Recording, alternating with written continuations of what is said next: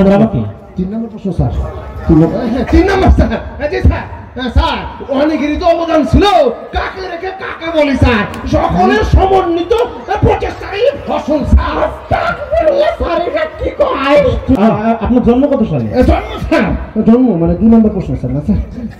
জি sir. জন্ম sir 47 হওয়ার কথা ছিল স্যার, 71 স্যার খুব টানাটানি স্যার, আর 2024 সালে স্যার একদম ফিনিশিং স্যার। আপনার মায়ের নাম কি? মায়ের নাম স্যার 1 নম্বর প্রশ্ন স্যার। 1 নম্বর প্রশ্ন sir doctor Muhammad Yunus sir. কি অনুষ্ঠানটা হচ্ছে?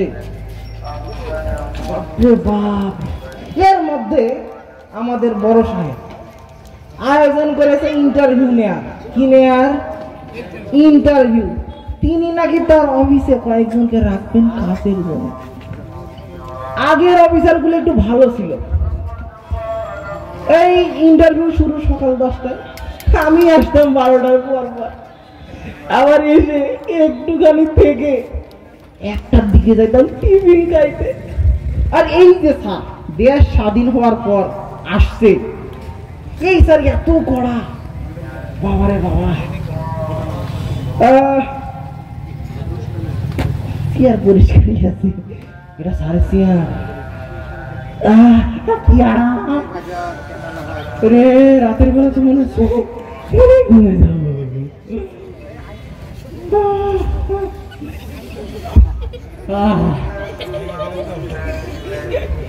আরে ঠান্ডা রে।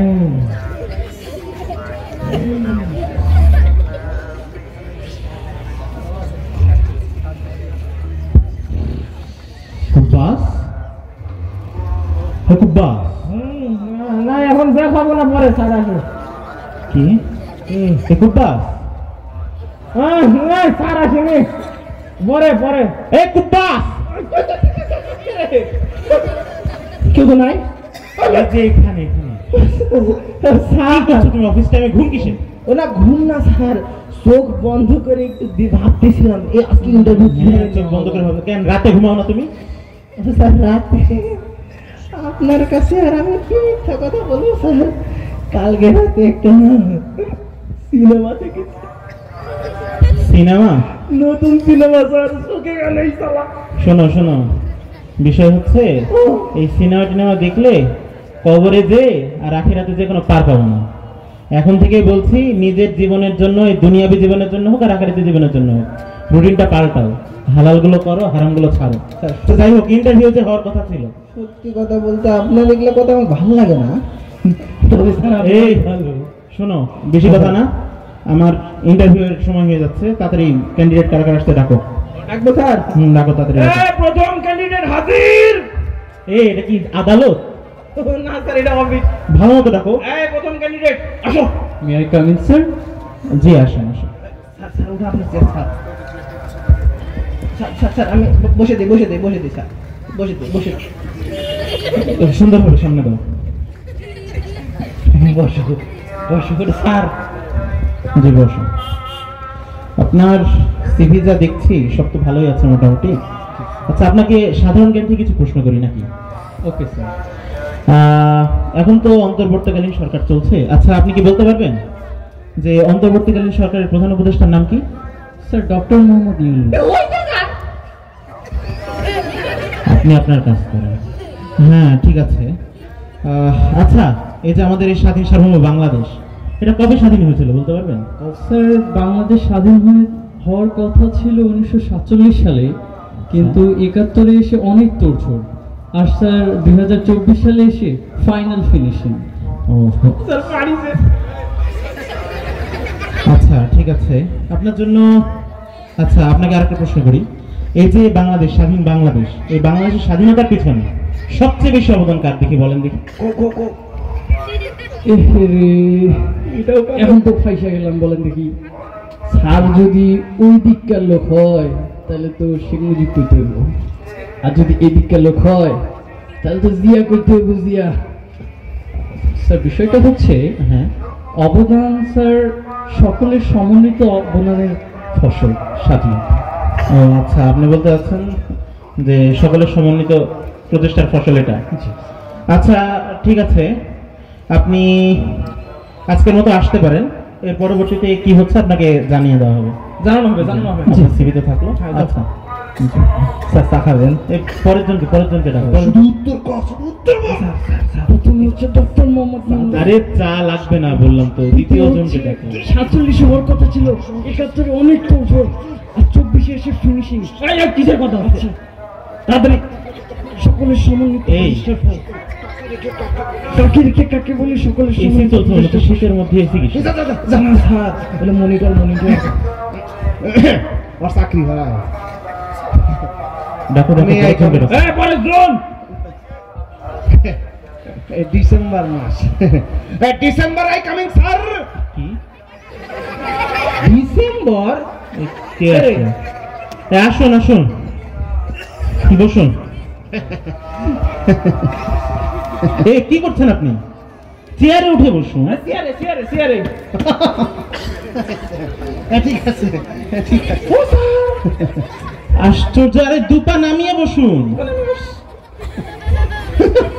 জি স্যার, জি স্যার। আরে ভদ্র হয়ে বসুন। স্যারের মুখ। আরে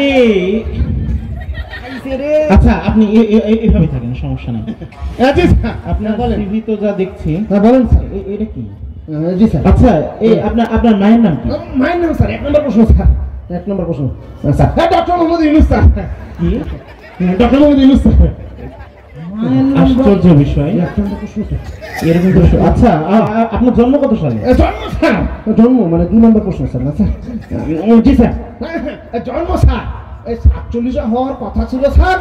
71 স্যার খুব টানাটানি স্যার। আর 2024 সালে স্যার একদম ফিনিশিং স্যার। মানে? কিন্তু স্যার আশ্চর্য বিষয়। আচ্ছা, আপনার বাবার নাম কি? বাবার নাম স্যার। আপনার বাবা কি? 3 নম্বর প্রশ্ন স্যার। 3 নম্বর স্যার। জি স্যার। স্যার অনেকেরই তো অবদান ছিল, কাকে রেখে কাকে বলি স্যার। সকলের সমন্বিত প্রচেষ্টাই ফসল স্যার। কি কয়? আশ্চর্য! জি স্যার। হয়নি স্যার। ওর মাথার মনে হয় সব গেছে ভিতরে। না, না। আপনার কমন সেন্স তো নাই, আমি বুঝতে পারছি। চলে যখন আসছেন, আচ্ছা আপনাকে প্রশ্ন ধরি কিছু। আপনাকে প্রস্তুতি নিয়ে আসছি, আপনি ধরেন না কেন? আপনি ধরেন। আচ্ছা, আপনার একাডেমিক তো যা পড়াশোনা দেখছি, আচ্ছা আপনি বলেন তো পৌরনীতি কি? পৌরনীতি স্যার, এটা স্যার জানে না। না, পৌরনীতি পৌরসভার মধ্যে এই সুনীতি বাদ দিয়ে যে দুর্নীতি করা হয় তাকে বলা হচ্ছে পৌরনীতি। হইছে বোধহয়। আশ্চর্য! এই কাদের পাল্লায় দেশ করলো? হয়নি? হয়েছে তো, খুবই হয়েছে, বুঝতে পারছি। স্যার হবে। আচ্ছা, অর্থনীতি কাকে বলে বলেন দেখি? অর্থনীতি স্যার, এটা আপনি জানেন না? না মানে পারেন না, তাই তো। আচ্ছা, অর্থনীতি স্যার এই যে অন্যের অর্থ এই নিজের মনে করে অন্যের পকেট থেকে নিজের পকেটে আনতে সেই নীতি প্রয়োগ করা হয় তাকেই বলা হচ্ছে অর্থনীতি।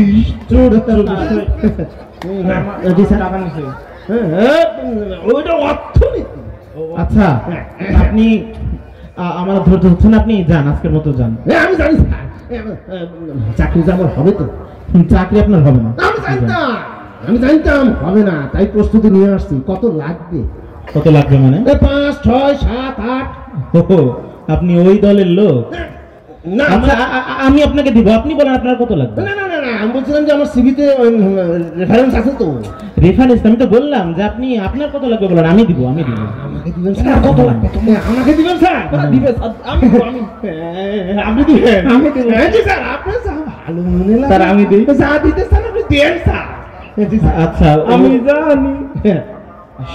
আচ্ছা, ও যা বলছে তা দ্বিগুণ করে জায়গা মতো দিয়ে বিদায় করো। হ্যালো, কয়টা নিবা? এই কি স্যার? আশ্চর্য! বিদায় হন। এই আপনার মতো মানুষদের জন্য দেশের আজকে এই অবস্থা। এই 5 আগস্টের আগে দেশটা এইভাবে পরিচালিত হচ্ছিল। 5 আগস্টে হঠাৎ করে আওয়াজ আসলো, কোটা না মেধা।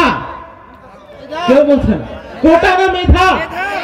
হ্যাঁ, দুর্নীতি না মেধা? বলেন, দুর্নীতি না মেধা? কোটা না মেধা? এই মেধার জন্যই তো এই এতজন মানুষ প্রাণ দিল। মুগ্ধ, আলী রায়হান, এই আবু সাইদ সবাই প্রাণ দিল কি? এই মেধার জন্য। এই মেধার অবমূল্যায়ন আমরা আর হতে দিব না। আমরা সবাই যার যার জায়গা মতো যোগ্য মানুষকে নির্বাচিত করে, যোগ্য মানুষকে জায়গা দিয়ে তার যার যার সেবা প্রদান করার সুযোগ করে দেবো ইনশাআল্লাহ। আমরা আমাদের এই দেশে দুর্নীতির কোনো কি দিব না, ঠাঁই দিব না ইনশাআল্লাহ। এই সকলের কাছে আহ্বান করে শেষ করছি। আসসালামু আলাইকুম।